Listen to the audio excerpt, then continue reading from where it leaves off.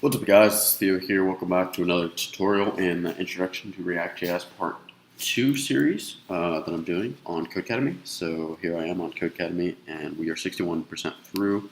So if we look at the course overview, the last one we completed was prop types, and this one is React forms. So let's get started. After that, we only have 2 more to go.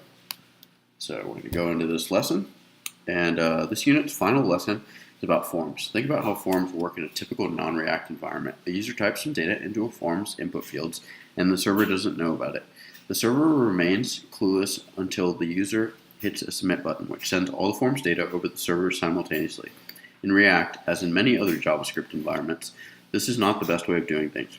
The problem is the period of time during which a form thinks that the user has typed one thing, but the server thinks that the user has typed a different thing. What if, during that time, a third part of the website needs to know what a user has typed?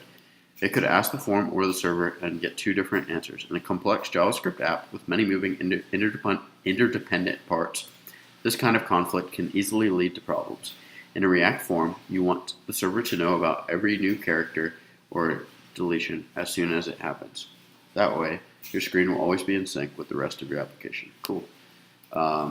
So lesson 2: a traditional form doesn't update the server until a user hits submit, but you want to update the server anytime a user enters or deletes any character. Look at input.js. Can you find the bug? It's somewhere in the render function. Scroll down once you have a guess. Okay, so let's see.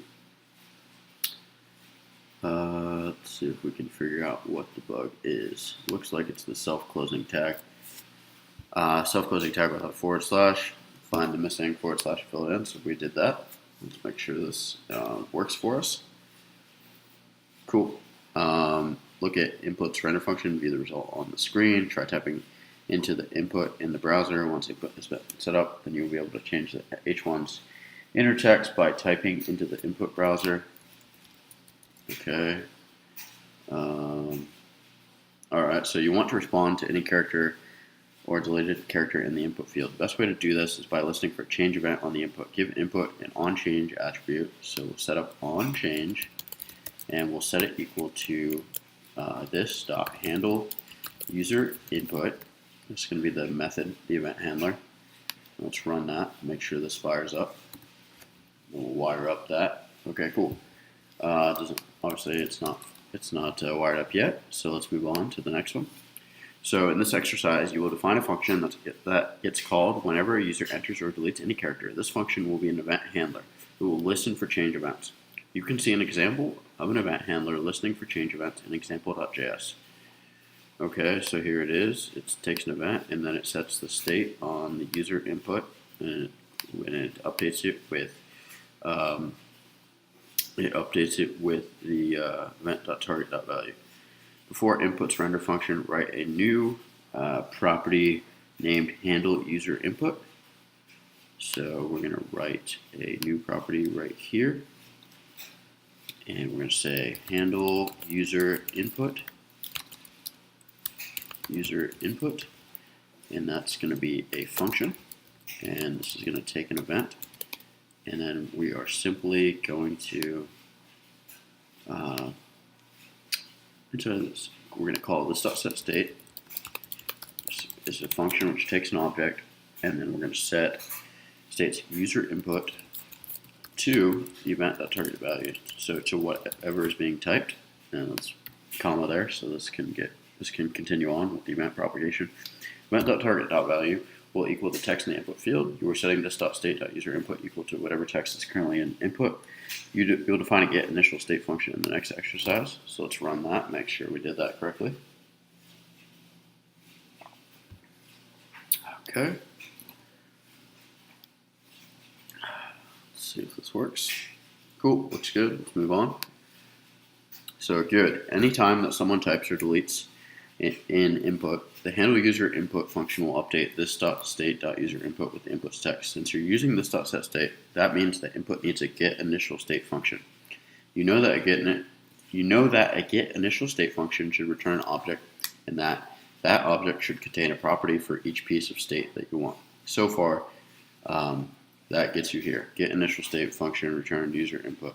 What should this.state.userInput's initial value be? Well, this .state.user input will be displayed in the input. What should the initial text in the input be when a user first visits the page? The initial text should be blank. Otherwise, it would look like someone had already typed something. Give input a get initial state function. So we'll say get initial state, and this is a function, and then we're going to return an object, and then inside of here we're going to have user input, and we're going to set it equal to an empty string, and then let me put a comma here so we can carry on, and then let's run that to make sure that's wired up correctly. Okay, see if that works for us. Cool. Let's move on. When a user types or deletes in the input, then that will trigger a change event, which we'll call handle user input. That's good. Handle user input will set this.state.user input equal to whatever text is currently in the input field. That's also good. There's only one problem.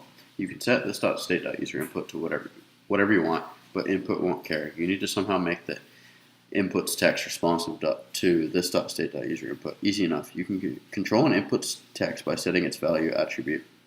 So inside of here, we will set its value. We'll set it equal to this binding of this.state.user input, and then we'll run that. Make sure this works for us.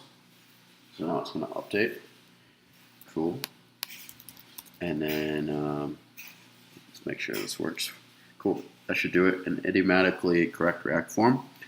This example doesn't have any server per se, but anytime that a user updates input, the new text is immediately stored in input state.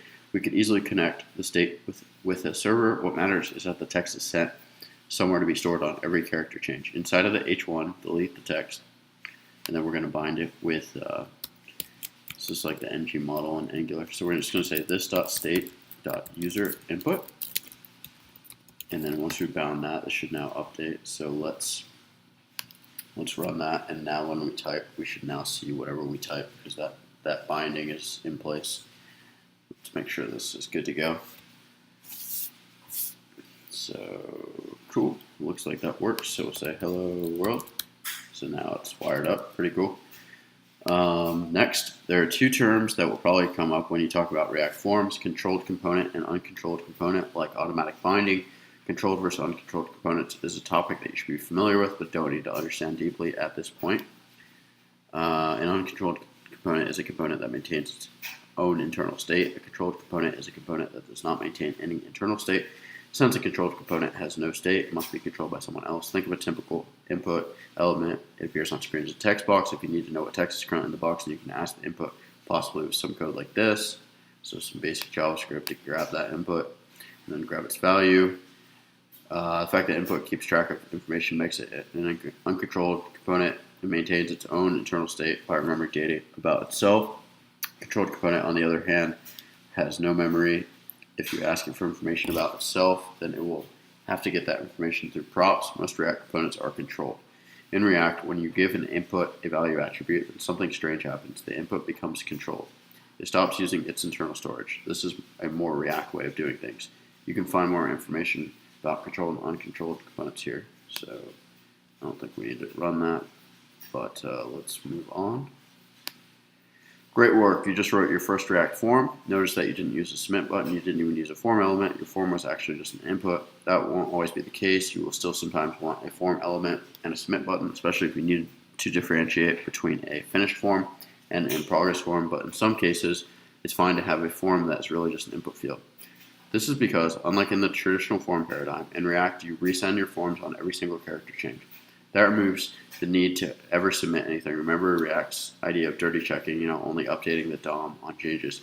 That marks the end of this unit. You've learned a wide variety of important techniques, inline styles, separating container and presentational components, stateless functional components, prop types, and forms. You'll review all of it in the next course. There is only one major tool still missing from your tool belt: lifestyle methods. We'll cover those in this course's final units.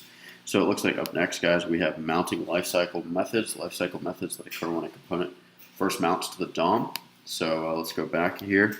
We're now 75% through the course, and we have two more units to go. So pretty excited about that. And so yeah, guys, hope you guys enjoyed the video. Make sure to like, comment, subscribe if you enjoyed it. Give it a thumbs up. Let me know what you thought, and I will see you in the next video. Please subscribe. Thank you.